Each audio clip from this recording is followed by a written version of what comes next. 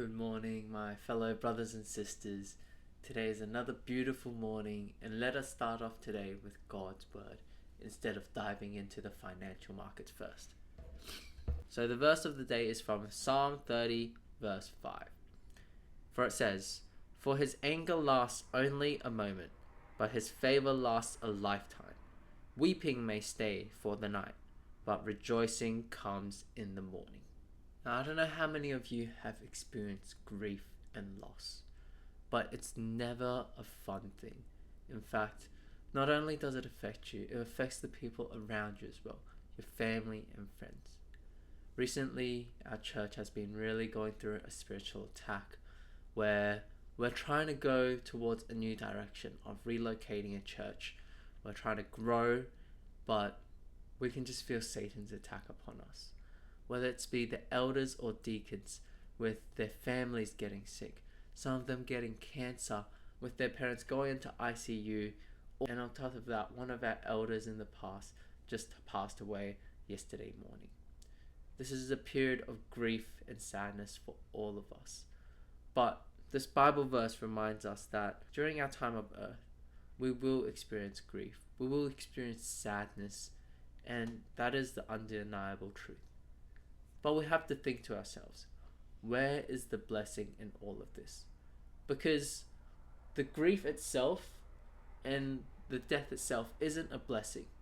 No, that's a byproduct of sin.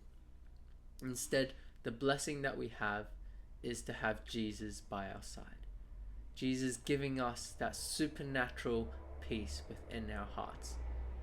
Us knowing that no matter what type of grief, no matter what type of discouragement that we go through, He'll be there with us to comfort us and give us joy in the morning. For Jesus says from the Sermon on the Mount, "Blessed are the brokenhearted, for they shall be comforted." I've learned that by Jesus being beside you, to weep with you, to hold you, that supernatural peace that He gives during my lowest and darkest days, encouraging me and catching my tears, is the good news and the blessing that we have. So here's some questions to ponder as you process your grief with the Lord, because this answer can be different for everyone. Is God responsible for your loss? Really have a think about that. And the second question is, there must be a reason we have appeared on earth, to experience not only the truth, the beauty, and the goodness of God, but also the deception, ugliness, and evil. What could God's purposes be? Let us pray. Dear Heavenly Father, Lord, although that we experience a time of grief, ugliness, and disconnect, Lord, during this time, Lord, may you help us experience your peace, experience your love more than ever.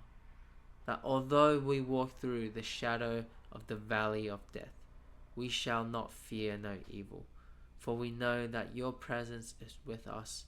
May your kingdom come, may your will be done, on earth as it is on heaven. Lord, today, may you give us peace and may you give us our daily bread. Whether it's through food, physically, or financially, or whatever people need, Lord, may you help us, for you know us better than we know ourselves. Lord, pray that we can continue to put our trust in your word instead of our own thoughts and actions. Lord, we thank you that you're such a merciful and loving God. And pray this all in Jesus' name. Amen. That was, I think, a really beautiful verse and reminder for what to do during our grief, during our sadness, and during our down times. Okay. Quick update on what happened yesterday. I actually managed to get 2 nice trades in. So right now I am up around $275 of profit. So a little bit over halfway. And I'll just show you what those 2 trades were. The first one was the euro dollar that I showed you guys yesterday, which was here. So this was the trade that I got in. And then it went down. Didn't quite get up to my second buy zone, but then it just shot up at night and then got me, and I got the sell out. And right afterwards, yesterday, once I got the sell out, I put another trade in. And because the reason why I did that was it broke that higher high, so it was going in an upwards trend. So that's what I could see. So I put a trade in, got in the buy here, and this morning when I woke up, it got sold out here.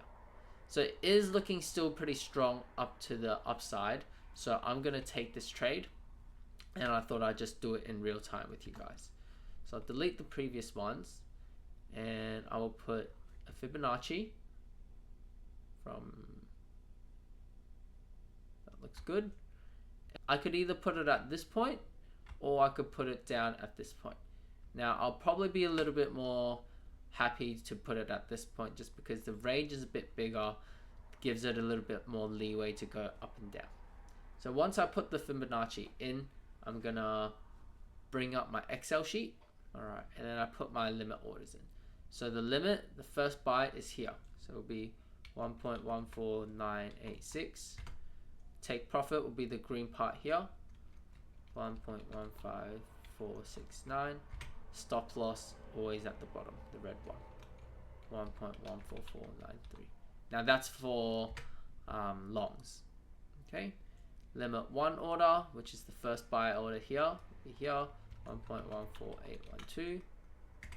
Limit 2 right here. 1.14655. Boom. Now you can see that my margin is a little bit too high. Ideally we want it below around 95% margin. So I'm going to change this to maybe 4%. Okay, it's still a bit too much. 3.8, 96, what is 3.9? Oh, 99. Okay, that's a bit too close. So I'll go with 3.8. So you can see that if it gets to my first buy, limit 1 order, I'll get a profit of 82. If I get to limit 2 and then sell off, if I get to limit 2 here and sell off here, I'll get around $92. Same thing for this one. Okay, so now that we've got our quantity needed, we're going to input the order in. We will place new order, buy limit. Our volume is 0.16. I'm going to put 0.17 just because on FTMO you can't do any more decimals afterwards. There's only 2 decimals, and instead of this you have to divide by 10,000. So it's 0. And there's these first 2 numbers. Price is 1.14986. Wait, I just realized. Yeah, I'll put it here so you guys can see. 1.14986. Oh, you can't see that. And then the stop loss will be this one. So copy, paste that in there. Take profit 1.15469. Paste that in there. Okay. And then so you can see take profit, buy, and stop loss is around equal. So we're going to place order. Now normally I would place all 3 orders in. Now what happens is normally I would put this order and this order in first, but it seems like it's still pushing upwards. So what we'll do is we'll only place the first order in, and I'm going to bring my alert up here, because what happens when it breaks this and keeps going higher, I just need to adjust this fib higher and then adjust the numbers in the Excel sheet to match it. So I don't want to just put in all the orders and then have to cancel all of them.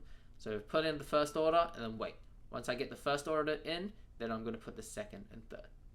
So that's the strategy that I've used to pass the first part of the challenge, and hopefully I can continue using it to pass the second and then eventually make my first withdrawal. So that's it for today. Hope you guys enjoyed. Make sure to leave your prayers in the comments below, and I'll see you guys next time. Bye.